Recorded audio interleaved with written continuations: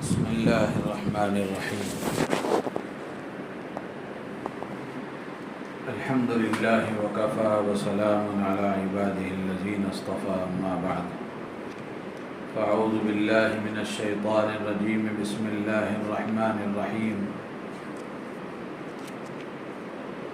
وأوحي إلى نوح أنه لن يؤمن من قومك إلا من قد آمن فلا تبتئس بما كانوا يفعلون ونادى نوح ربه فقال رب إن ابني من أهلي وإن وعدك الحق وأنت أحكم الحاكمين صدق الله العظيم۔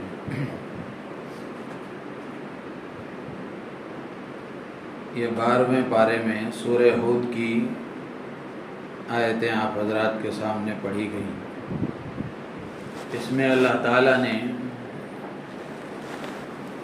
حضرت نوح علیہ السلام کا قصہ ذکر فرمایا ہے۔ حضرت نوح علیہ السلام وہ جلیل القدر پیغمبر ہیں جنہوں نے بڑی لمبی عمر پائی اور قوم کی ہدایت اور رہبری اور رہنمائی کے لیے بڑی لمبی مدت تک انہوں نے دین کی محنت اور تبلیغ کا کام کیا، لوگوں کو دین کی طرف بلانے، اللہ سے جوڑنے، اللہ کی طرف متوجہ کرنے کا 950 سال جیسے مشہور ہیں۔ لیکن اس سب کے باوجود بھی اللہ تعالیٰ کہتے ہیں وَمَا آمَنَ مَعَهُ إِلَّا قَلِيلٌ کہ ان پر ایمان لانے والے تھوڑے لوگ تھے، 80-82 لوگ تھے جو ان پر ایمان لائے۔ تو قوم کو انہوں نے ہر طریقے سے سمجھایا۔ سورہ نوح مستقل ایک سورت ہے 29ویں پارے میں، اس میں اللہ تعالیٰ نے بہت تفصیل سے ذکر فرمایا۔ حضرت نوح علیہ السلام کہتے ہیں کہ میں نے ان کو علانیہ بھی سمجھایا، چھپے انداز میں بھی سمجھایا، ہر طریقے سے ان کو سمجھایا، لیکن جب قوم نے حضرت نوح علیہ السلام کی بات نہیں مانی اور بجائے ماننے کے ان کی مخالفت کرنے لگے، ان کو تکلیف دینے لگے، تو پھر حضرت نوح علیہ السلام نے اللہ سے بد دعا فرمائی کہ اے اللہ ان میں سے کسی ایک کو بھی زمین پر زندہ مت چھوڑیے۔ قال نوح رب لا تذر على الارض من الكافرین دیارا کہ ایک انسان بھی ان میں سے زمین پر زندہ نہ بچے، ان کو ختم کر دیجئے، یہ دنیا میں رہیں گے، ان کی اولادیں ہوں گی تو وہ بھی نافرمان ہوں گی۔ تو اللہ کی طرف سے وحی آئی کہ اے پیغمبر، اے نوح، تم ایک کشتی بناؤ۔ تو حضرت نوح علیہ السلام نے کشتی بنانا شروع کیا۔ تب یہ کشتی جو بن رہی ہے وہ سوکھی زمین پر بن رہی ہے۔ اس وقت میں پانی کا بھی قحط تھا۔ جب حضرت نوح علیہ السلام کشتی بنا رہے تھے اور قوم کو بتایا کہ اللہ کا پانی کا عذاب آنے والا ہے، تو حضرت نوح علیہ السلام جب کشتی بنانے لگے تو جو بھی حضرت نوح علیہ السلام کے سامنے سے گزرتا وہ مذاق اڑاتا کہ کشتی نہ پانی ہے، یہ کہاں چلے گی؟ تو حضرت نوح علیہ السلام کا مذاق اڑاتا۔ تو حضرت نوح علیہ السلام کہتے کہ تم آج ہمارا مذاق اڑا رہے ہو، ویسے ہم تمہارا مذاق اڑائیں گے۔ ان تسخروا منا فإنا نسخر منکم کما تسخرون۔ بالآخر حضرت نوح علیہ السلام نے کشتی تیار کی، پھر اللہ کی طرف سے پانی آنا شروع ہوا، آسمان سے پانی برسا، زمین سے پانی ابلنے لگا، پانی ہی پانی ہو گیا۔ حضرت نوح علیہ السلام کشتی میں سوار ہو گئے، آپ کے ماننے والے 80-82 جو تھے وہ بھی اس میں سوار ہو گئے، اور جانوروں میں سے ایک ایک جوڑا اس میں ساتھ لے لیا گیا۔ تو اس طرح حضرت نوح علیہ السلام کی کشتی میں یہ افراد بیٹھ گئے۔ پھر اس کے بعد ساری قوم ہلاک ہو گئی۔ اس میں حضرت نوح علیہ السلام کا ایک بیٹا تھا جو ایمان نہیں لایا تھا۔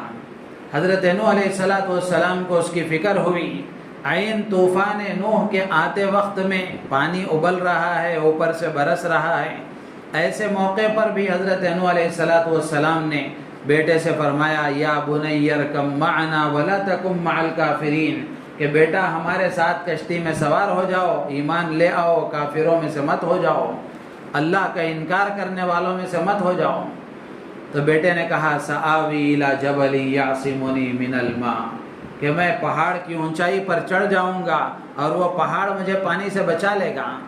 حضرت نوح علیہ السلام نے فرمایا لا عاصم اليوم من امر اللہ الا من رحم، آج اللہ کے عذاب سے کوئی نہیں بچا سکتا سوائے اس آدمی کے، وہی آدمی بچ سکتا ہے جس پر اللہ رحم کر دے، جس کو اللہ بچائے وہی بچ سکتا ہے۔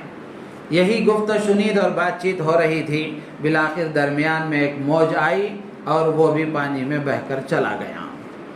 حضرت نوح علیہ السلام نے اللہ سے گزارش کی، اللہ سے دعا مانگی اور اللہ سے گزارش کی، ونادى نوح ربه فقال رب ان ابنی من اہلی، اللہ تعالیٰ نے فرمایا تھا کہ نوح تمہارے خاندان کو، تمہارے گھرانے کی ہم حفاظت کریں گے، تمہارے ماننے والے بچیں گے، تمہارے گھرانے کے افراد بچیں گے، اللہ نے یہ وعدہ فرمایا تھا۔ تو جب یہ بیٹا پانی میں غرق ہو گیا، ڈوب گیا، اللہ سے حضرت نوح علیہ السلام نے دعا مانگی کہ اے اللہ یہ میرا بیٹا ہے، یہ میرے اہل میں سے ہے، اور تیرا وعدہ ہے کہ تو نے میرے اہل کو بچانے کا وعدہ فرمایا تھا اور تو اپنے وعدے میں سچا ہے۔ اللہ کی طرف سے جواب آیا پھٹکار کے طور پر، عتاب کے طور پر، قال یا نوح انہ لیس من اہلک، کہ اے نوح یہ آپ کے اہل و عیال میں سے نہیں ہے، انہ عمل غیر صالح، اس لیے کہ اس کا عمل اچھا نہیں ہے، اس کا عمل اچھا نہیں ہے، فلا تسألنی ما لیس لک بہ علم، تو اس لیے جن چیزوں کا آپ کو علم نہیں ہے ویسی چیزوں کے بارے میں آپ مجھ سے سوال مت کیجئے، مت دعا مانگیے۔ تو یہاں غور کرنے اور سمجھنے کی بات یہ ہے کہ باوجود یہ کہ نبی کا بیٹا ہے، باوجود یہ کہ نبی کا بیٹا ہے، لیکن ایمان اور عمل نہ ہونے کی وجہ سے نبی کا بیٹا ہونا بھی کام نہیں آیا، نبی کا بیٹا ہونا بھی کام نہیں آیا۔ مفسرین نے لکھا ہے کہ نبوت زادگی، نبی کا بیٹا ہونا، یہ بھی کام نہیں آیا ایمان نہ ہونے کی وجہ سے، عمل نہ ہونے کی وجہ سے۔ تو اس لیے معلوم یہ ہوا کہ نجات کے لیے ایمان اور عمل یہ اصل بنیاد ہے۔ آدمی کے اندر اگر ایمان نہیں ہے، اس کا عمل ٹھیک نہیں ہے، تو پھر صرف نسب کی بنیاد پر، خاندان کی بنیاد پر، نسبتوں کی بنیاد پر کوئی نجات نہیں پا سکتا۔ حدیث میں اللہ کے نبی علیہ السلام نے فرمایا من بطأ به عمله لم يسرع نسبه، جس کو اس کا عمل پیچھے کر دے، اس کا نسب، اس کا خاندان اسے آگے نہیں بڑھا سکتا۔ یعنی جو عمل کی وجہ سے پیچھے کر دیا جائے وہ خاندانی شرافت کی وجہ سے آگے نہیں جا سکتا، کہ میں فلاں کا بیٹا ہوں، فلاں کا بھائی ہوں، فلاں خاندان سے ہوں، یا فلاں سے میری نسبت ہے، فلاں سے تعلق ہے۔ یہ سارے تعلقات اور یہ ساری چیزیں اسی وقت کام آ سکتی ہیں جب آدمی کا عمل صحیح رہے، جب آدمی کا عمل صحیح رہے۔ اسی لیے معلوم یہی ہوا کہ عمل سے زندگی بنتی ہے جنت بھی جہنم بھی، عمل سے زندگی بنتی ہے جنت بھی جہنم بھی، یہ خاکی اپنی فطرت میں نہ نوری ہے نہ ناری ہے۔ شاعر کہتا ہے کہ آدمی فطری اعتبار سے نہ جنتی ہے نہ جہنمی ہے، عمل کی بنیاد پر فیصلہ ہوگا۔ عمل صحیح ہے تو جنتی بنے گا، اگر خدا نخواستہ عمل بگڑ گیا تو پھر جہنمی بنے گا۔ تو اس لیے آدمی کو صرف نسبتوں پر، بہت سے لوگ کہہ دیتے ہیں فلاں بزرگ کا دامن تھام لیں گے، میں سید ہوں، میں فلاں ہوں، میں یہ ہوں، فلاں کا دامن پکڑ کر جنت میں چلے جائیں گے۔ اب تو لوگ جنت کی ٹکٹیں تقسیم کر رہے ہیں، پتہ نہیں کہاں سے ملی ہیں۔ تو اب یہاں نبی کا بیٹا ہے، لیکن نبی کا بیٹا ہونا کام نہیں آیا عمل نہ ہونے کی وجہ سے، ایمان نہ ہونے کی وجہ سے۔ اسی لیے اللہ کے نبی علیہ السلام نے جب یہ آیت نازل ہوئی وَأَنذِرْ عَشِيرَتَكَ الْأَقْرَبِينَ، کہ نبی جی آپ اپنے قریبی رشتہ داروں کو دین کی بات پہنچائیے، ان کو اللہ کے بات اللہ کا پیغام سنائیے، ان کو ڈرائیے، باخبر کیجیے۔ جب یہ آیت نازل ہوئی تو اللہ کے نبی علیہ الصلوۃ والسلام نے پورے قریش کو جمع فرمایا، پورے خاندان کو جمع فرمایا، اور جمع فرما کر ہر ایک سے فرمایا، ایک ایک کا نام لے کر فرمایا، یا معشر قریش انقذوا انفسکم من النار فانی لا املک لکم من اللہ ضرا ولا نفعا، کہ اے قریش کے لوگوں، اے قریش کے لوگوں، اپنے آپ کو جہنم کی آگ سے بچانے کا انتظام کر لو، اس لیے کہ اللہ کے معاملے میں کسی نفع اور نقصان کا تمہارے لیے اختیار نہیں رکھتا۔ اور یہ تو عام خاندان سے فرمایا، اور ایک ایک قبیلے سے بھی فرمایا، عبد مناف سے فرمایا، یا بنی عبد المطلب کہہ کر فرمایا، اور خاص طور سے اپنی چہیتی جگر کی ٹکڑا اور اپنی بیٹی حضرت فاطمہ الزہرا رضی اللہ تعالیٰ عنہ سے فرمایا کہ یا فاطمہ انقذی نفسکی من النار فإنی لا املک لک من اللہ ضرا ولا نفعا ان لک رحما سأبلھا ببلالھا۔ اللہ کے نبی علیہ السلام نے حضرت فاطمہ سے خطاب کر کے فرمایا کہ بیٹا عمل کرنا، اپنے آپ کو جہنم سے بچانے کے لیے اپنے اس کا انتظام کر لینا، اعمال کا ذخیرہ تیار کر لینا، اس لیے کہ اللہ کے یہاں میں تمہارے لیے کسی چیز کا اختیار نہیں رکھتا۔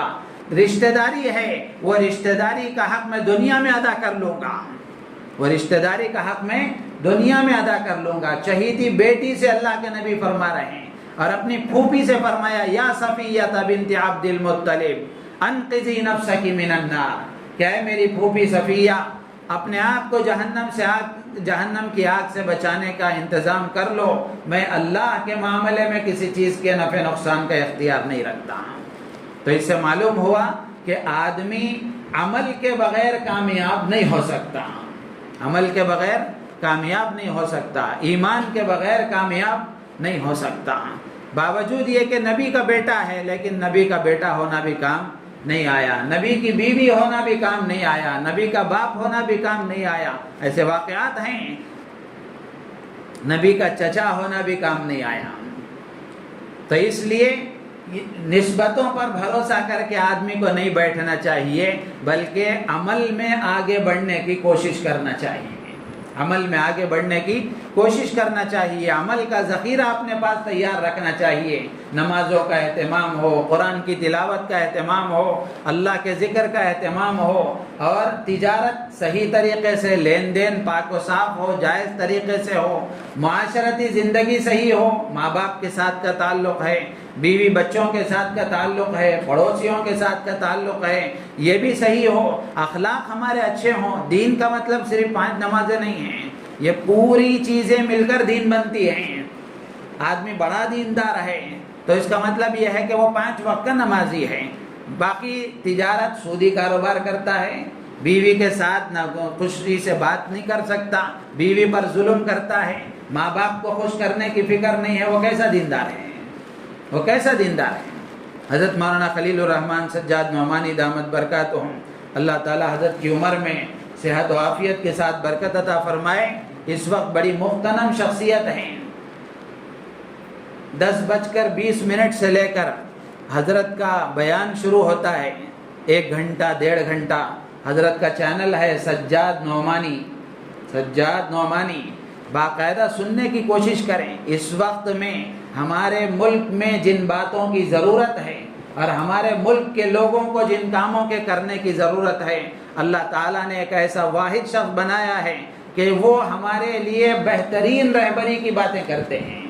بیکار ادھر ادھر وقت ضائع کرنے کے بجائے ان باتوں کو سننے کی کوشش کریں۔ 10:20 سے شروع ہوتا ہے بیان، 1 گھنٹہ 1.5 گھنٹہ کبھی 12 تک بیان ہوتا ہے۔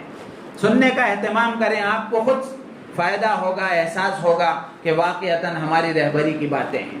تو حضرت نے ایک مرتبہ فرمایا تھا کہ معاملات کے بگاڑ پر اللہ کا جو عذاب آتا ہے، معاملات کے بگاڑ پر اللہ کی طرف سے جو سزا نازل ہوتی ہے وہ تہجد پڑھنے پر نہیں جاتی، وہ تہجد پڑھنے پر نہیں جاتی۔ وہ اشراق اور چاش پڑھنے پر نہیں جاتی، اس کے لیے معاملات ہی درست کرنا پڑتا ہے۔ وہ معاملات درست کیے بغیر وہ سزا سے آدمی نکل نہیں سکتا، وہ پکڑ سے آدمی نکل نہیں سکتا۔ تو آج یہ ہماری غلط فہمی ہے کہ ہمارا کاروبار صحیح نہیں ہے، ہم 5 وقت کے نمازی ہو کر خوش ہیں کہ ماشاءاللہ میں بہت بڑا دیندار ہوں، جنت تو میری پکی ہے، کوئی روک ہی نہیں سکتا۔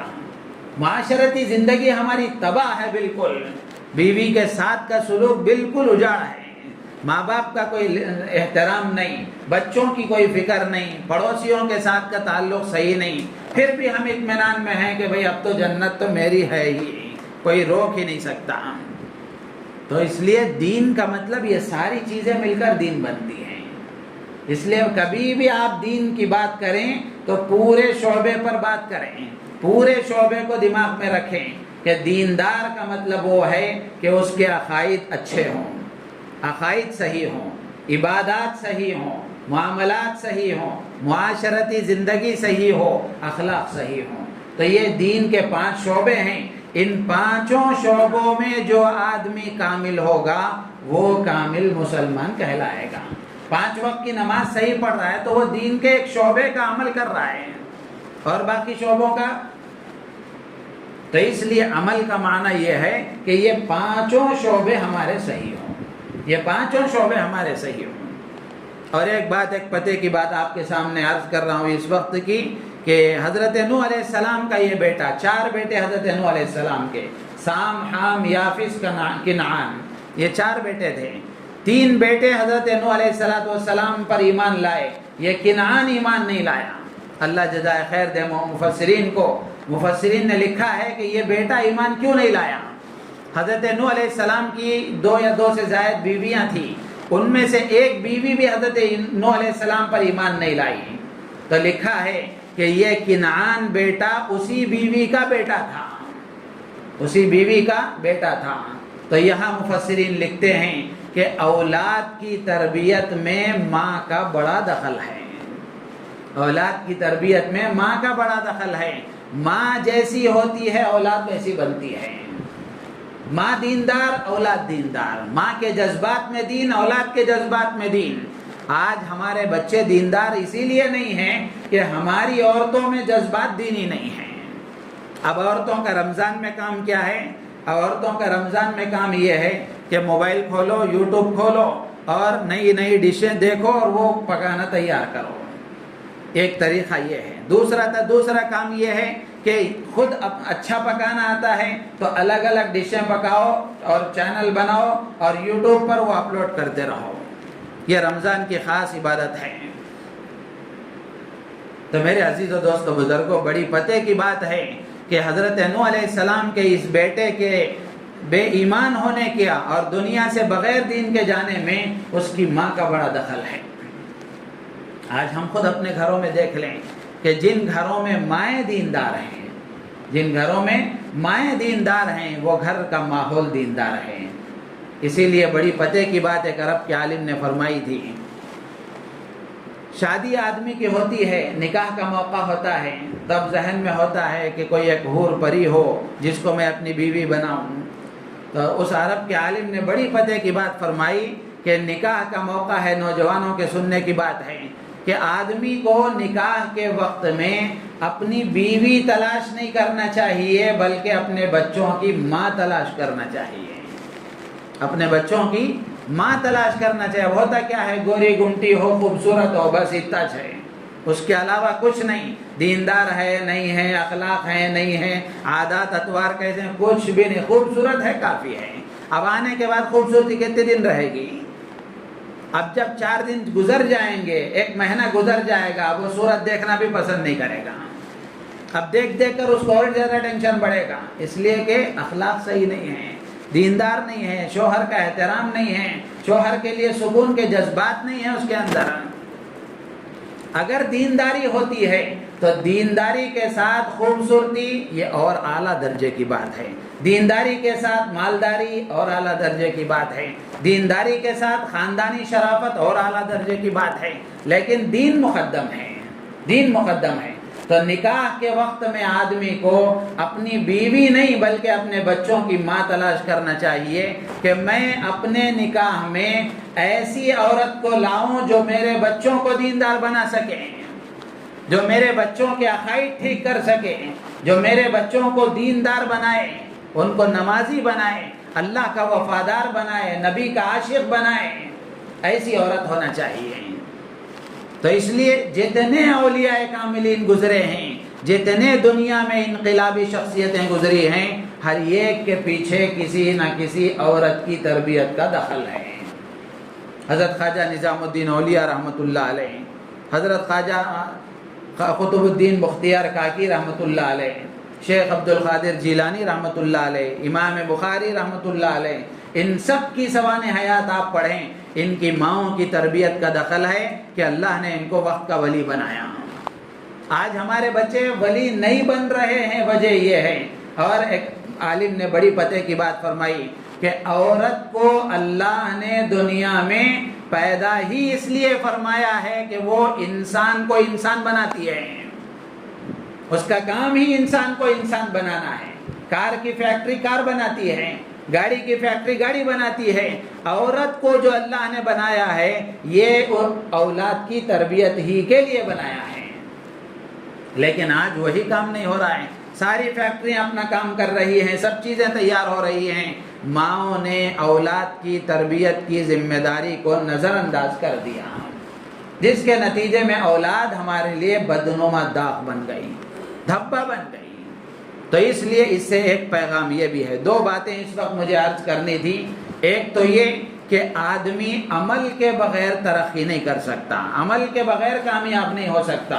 ہاں ایمان والا ہے، ایمان والا ہے تو ایمان کے بعد عمل میں کچھ کمزوری ہے۔ ماں باپ بہت بڑے دیندار ہیں، جنت کے اعلیٰ درجوں پر ہیں، لیکن اولاد عمل میں اتنی اونچی نہیں ہے، ایمان ہے عمل میں اتنی اونچی نہیں ہے۔ تو قیامت کے دن قرآن میں اللہ نے فرمایا والذین آمنوا واتبعتهم ذریتهم بایمان الحقنا بهم ذریتهم۔ اللہ تعالیٰ نے سورہ طور میں 27ویں پارے میں فرمایا کہ اگر ایمان والے والدین ہیں، اعلیٰ درجے پر ہیں جنت میں، اب جنت میں اپنے اولاد کو اپنے ساتھ دیکھنا چاہتے ہیں، ظاہر سی بات ہے کون ماں باپ اپنی اولاد کو چھوڑنا چاہیں گے؟ اللہ تعالیٰ ہر جنتی کی ہر آرزو کو پورا کریں گے، ہر جنتی کی ہر آرزو کو پورا کریں گے، تمنا کو پورا کریں گے۔ تو اولاد کو اگر والدین یہ چاہیں کہ ہم جو اونچے درجے پر ہیں ہماری اولاد بھی ہمارے ساتھ رہے، لیکن اولاد عمل میں اتنی آگے نہیں ہے کہ وہ درجے تک جا سکے، تو ایمان اگر ہے ان کے پاس تو اللہ تعالیٰ جنت میں ماں باپ تک ان کو پہنچا دیں گے، جنت میں ان کو وہاں تک پہنچا دیں گے۔ شرط یہ ہے کہ ایمان ہو، ایمان ہو۔ تو اس لیے اب ہماری اور آپ کی کیا بات ہے؟ اللہ کے نبی علیہ الصلوۃ والسلام نے اپنی چہیتی بیٹی حضرت فاطمہ، جن کے بارے میں خود آقا نے فرمایا کہ جنت کی عورتوں کی سردار ہے، حضرت فاطمہ سے فرمایا انقذی نفسکی، بیٹی اس خیال میں نہیں رہنا کہ نبی کی بیٹی ہوں، بلکہ عمل کا ذخیرہ تیار کر لینا، عمل کا توشہ تیار کر لینا، اس لیے کہ میری تیری جو رشتہ داری ہے دنیا میں میں اس کا حق ادا کر لوں گا، آخرت میں جو فیصلہ ہوگا وہ عمل کی بنیاد پر ہوگا۔ تو ایک پیغام تو یہ کر دینا ہے کہ مجھے اور آپ کو عمل کا پابند اپنے آپ کو بنانا ہے، صرف رمضان میں نہیں، زندگی بھر عمل کا آدمی پابند بنے، چھوٹے سے چھوٹے عمل کا ہو، بڑے سے بڑے عمل کا ہو۔ سب سے بڑی بات یہ ہے کہ آدمی 5 وقت کی نمازوں کا پابند بن جائے۔ دوسرا پیغام یہ اس وقت دینا ہے، چونکہ باہر کا میں ایک بیان ہے، مستورات بھی سن رہی ہوں گی، تو ماؤں سے ہماری درخواست ہے کہ حضرت نوح علیہ السلام کا یہ بیٹا جو دنیا سے بغیر ایمان کے رخصت ہو گیا، مفسرین نے لکھا ہے یہ اس ماں کا بیٹا تھا جو بے ایمان تھی، جس کے اندر ایمان نہیں تھا، جو حضرت نوح علیہ السلام پر ایمان نہیں لائی تھی۔ تو اس سے ایک نقطہ مفسرین نے لکھا ہے کہ اولاد کی دینداری میں ماں کا بڑا کردار ہوتا ہے، ماں جیسی ہوتی ہے اولاد ویسی ہوتی ہے۔ تو اس لیے مائیں اپنی ذمہ داری کو سمجھیں، اپنا فریضہ سمجھیں کہ اولاد کو وقت دیں، ان کی تربیت کریں، ان کو طور طریقے سکھائیں، ان کو سنتوں کا پابند بنائیں، اللہ کی محبت ان کے دل میں بٹھائیں، اللہ کا تعارف ان کو کرائیں اور سنتوں کا پابند ان کو بنانے کی کوشش کریں۔ اللہ تعالیٰ سے دعا ہے اللہ تعالیٰ مجھے آپ کو عمل کی توفیق عطا فرمائے۔